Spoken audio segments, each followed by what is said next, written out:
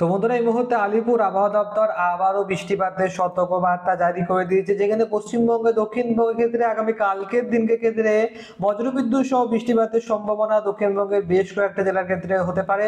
তো দক্ষিণবঙ্গের কোন কোন জেলার ক্ষেত্রে বৃষ্টিপাতের সতর্কবার্তা এই মুহূর্তে জানিয়েছে আলিপুর আবহাওয়া দপ্তর, তাই নিয়ে আমরা সম্পূর্ণ গোটা ভিডিওতে আমরা বিশ্লেষণ করার চেষ্টা করব। তো অবশ্যই ভিডিওটা আপনি শুরু থেকে শেষ পর্যন্ত একবারও স্কিপ না করে দেখতে থাকবেন, এবং এখনো পর্যন্ত যদি আপনি চ্যানেলটিকে সাবস্ক্রাইব না করে রাখেন, সাবস্ক্রাইব করার সাথে সাথে অল নোটিফিকেশনটি অন করে রাখবেন, এবং কমেন্ট বক্সে আপনি কোন জেলা থেকে আমাদের এই ভিডিওটা দেখছেন অবশ্যই কমেন্টে লিখতে ভুলবেন না। কমেন্টে আপনি আপনার জেলার নামটা লিখতে পারলে আপনি পরবর্তী দিনকে আপনার জেলার প্রতি সম্পূর্ণ ভালোভাবে আমরা ফোকাস রাখার চেষ্টা করব। তো এই মুহূর্তে আমরা সরাসরি যেটার দিকে নজর রাখবো সেটা হচ্ছে আলিপুর আবহাওয়া দপ্তরের লেটেস্ট রিপোর্টে দেখে নেবো আলিপুর আবহাওয়া দপ্তর এই মুহূর্তে কোন জেলার ক্ষেত্রে সতর্কবার্তা দিয়েছে।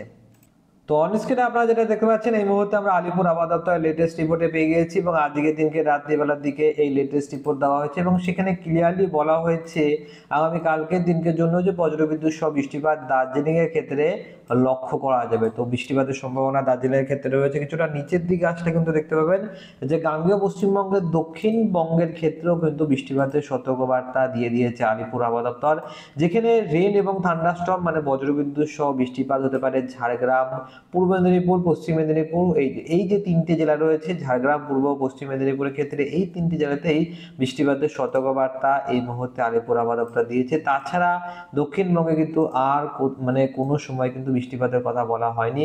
কালকের দিনকে ছাড়া মানে তারপরে তিনটে যে দিন থাকবে এই তিনটে দিনে কিন্তু বৃষ্টিপাতের কথা বলা হয়নি। এবং যদি আমরা একটু নিচের দিকে আসি, দেখতে পাবেন যে বিহার, ঝাড়খণ্ড, উড়িষ্যার ক্ষেত্রে কিন্তু কোনো রকম সতর্কবার্তা দেওয়া নেই। মোটামুটি আন্দামান নিকোবর দ্বীপপুঞ্জের ক্ষেত্রেও কিন্তু কোনো রকম সতর্কবার্তা এই মুহূর্তে দেওয়া নেই।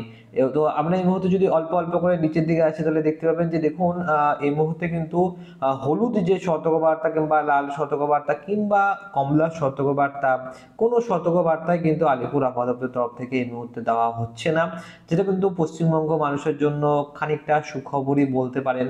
এবারে আমরা সরাসরি লাইভ আপডেটটা দেখে নেব। তো এই মুহূর্তে আমরা লাইভ আপডেটে রয়েছি, এবং এখান থেকে ধীরে ধীরে ট্র্যাকটাকে চালিয়ে দেবো।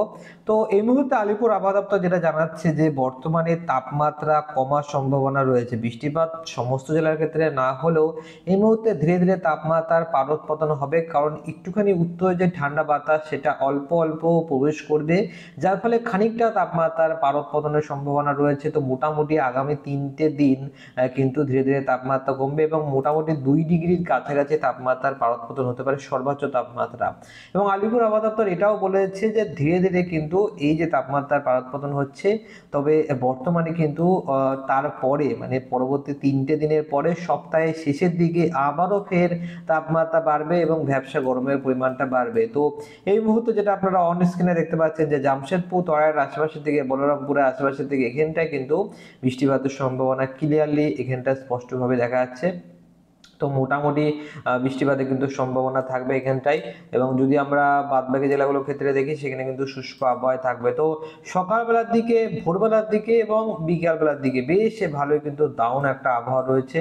এই আবহাওয়াটা কিন্তু কাজ করার পক্ষে অনেকটাই বেশি উপযোগী, এবং এতে করে আপনাদের যে মানুষের যে কার্যক্ষমতা সেটা কিন্তু অনেকটাই বেশি বেড়ে যায়। কারণ খুব গরমে অনেকটা কিন্তু অস্বস্তিকর গরমে থাকলে সেখানে মানুষ খুব বেশি একটা এফিসিয়েন্ট হয় না, এবং খুব ঠান্ডা পড়লেও সেখানে কিন্তু এফিসিয়েন্সি কমে যায়। কিন্তু বর্তমানে এই মুহূর্তে যে বসন্তকালের ওয়েদারটা চলছে, দারুণ একটা মনোরম আবহাওয়া।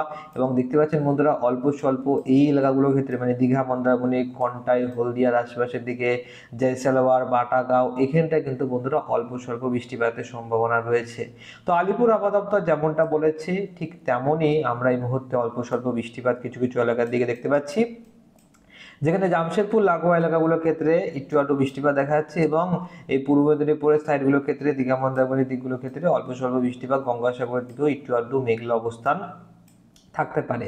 তাছাড়া কলকাতা বলুন কিংবা পুরুলিয়া, বাঁকুড়া, বীরভূম, এছাড়াও মুর্শিদাবাদ, নদিয়া এখানে কিন্তু বৃষ্টিপাত নেই। 2-24 ঘন্টার ক্ষেত্রেও কিন্তু কোনো বৃষ্টিপাতের সম্ভাবনা নেই, এটা কিন্তু আপনারা মনে রাখবেন। তো এখান থেকে ধীরে ধীরে ট্রাকটাকে চালিয়ে দিলাম।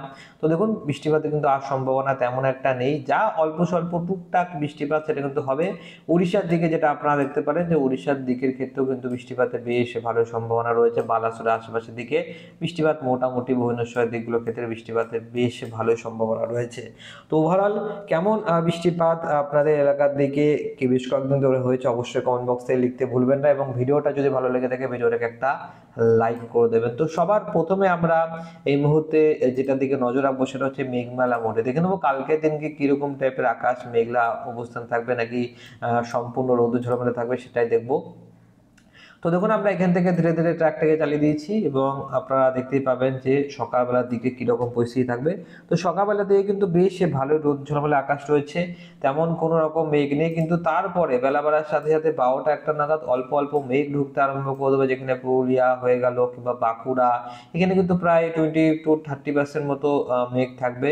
খুব বেশি যে মেঘ থাকবে সেটা কিন্তু না, পুরুলিয়া বাঁকুড়ার দিকে অল্প স্বল্প মেঘ থাকার সম্ভাবনা রয়েছে এবং এই মেঘে কিন্তু বৃষ্টিপাতের সম্ভাবনা নেই। তবে জামশেদপুরের দিকগুলোর ক্ষেত্রে একটু বৃষ্টিপাত হতে পারে।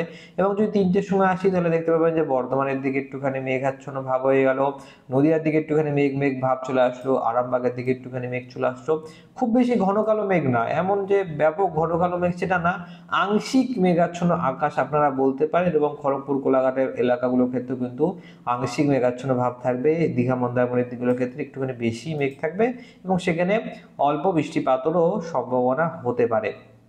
তবে যদি আমরা এই মুহূর্তে বৃষ্টিপাতের পরিমাণ বলে আসি, পরবর্তী 10 দিনে চলে যাই, তো পরবর্তী 10 দিনে যেটা আপনারা দেখতে পাবেন যে পুরুলিয়ার আশেপাশের দিকে অল্প স্বল্প হালকা বৃষ্টিপাতের একটা সম্ভাবনা দেখা যাচ্ছে। তাছাড়া কিন্তু বন্ধুরা জামশেদপুরের দিকগুলোর ক্ষেত্রে অল্প স্বল্প বৃষ্টিপাত দেখা যাচ্ছে। এবং যদি আপনারা উড়িষ্যার বালাসোর এলাকাগুলোর দিকে দেখেন, ভুবনেশ্বর এলাকাগুলো দেখেন, তো সেখানে কিন্তু বৃষ্টিপাত অল্প স্বল্প আপনারা দেখতে পাবেন আগামী 10টা দিনের মধ্যে। তো পশ্চিমবঙ্গের দক্ষিণবঙ্গের ক্ষেত্রে কিন্তু অতটাও যে ব্যাপক ভারী বৃষ্টিপাত সেটা কিন্তু নেই।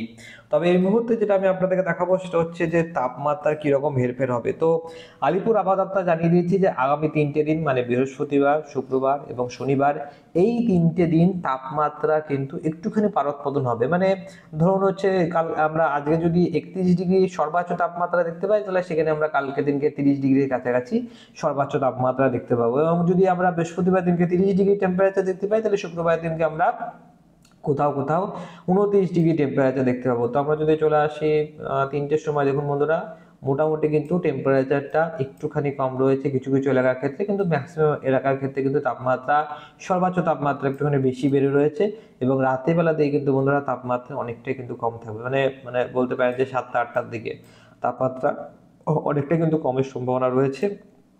তো ওভারঅল আপনারা দেখতে পাচ্ছেন যে ধীরে ধীরে কিন্তু তাপমাত্রার পারদপতন সেটা শুরু হয়ে গিয়েছে এবং মার্চ মাসেই অসহ্যকর গরমের পরিস্থিতি তৈরি হবে কি হবে না সেটা কিন্তু এই মুহূর্তে আলিপুর আবহাওয়া দপ্তর দেয়নি। তবে আলিপুর আবহাওয়া দপ্তরের মতামত যে ধীরে ধীরে তাপমাত্রার পারদপতন শুরু হয়ে গিয়েছে এবং হালকা যে শীতিরামের যেটা আমরা সকালবেলার দিকে, বিশেষ করে ভোরবেলার দিকে এবং সন্ধ্যেবেলার দিকে, রাত্রিবেলার দিকে আমরা দেখতে পাচ্ছি সেটাও কিন্তু আস্তে আস্তে কমে যাবে এবং গরমের যে পুরোপুরি প্রভাব সেটা আস্তে আস্তে কিন্তু বাড়তে আরম্ভ করে দেবে, এমনটাই এই মুহূর্তে আলিপুর আবহাওয়া দপ্তর জানাচ্ছে। তো এটা কিন্তু অনেকটাই বলতে পারেন যে খারাপ খবর, যে ধীরে ধীরে কিন্তু তাপমাত্রার পারদপতন খুবই তাড়াতাড়ি হয়ে যাচ্ছে। অন্যদিকে এখানটা আপনারা দেখতে পাচ্ছেন যে কিছুটা দমকা বাতাস এবং ঝড়েরও আশঙ্কা রয়েছে পুরুলিয়া বাঁকুড়া এলাকাগুলোর ক্ষেত্রে। দুর্গাপুরের দিকগুলোর ক্ষেত্রে কিন্তু প্রায় 55 থেকে 60 কিলোমিটার প্রতি ঘন্টার গতিবেগ থাকার সম্ভাবনা রয়েছে। তো মোটামুটি একটা ঝড়ও কিন্তু উঠতে পারে বলরামপুরের আশেপাশের দিকে, এখানটায় 63 থেকে 64, 65, 66 কিলোমিটার প্রতি ঘন্টা গতিবেগ, 67 কিলোমিটার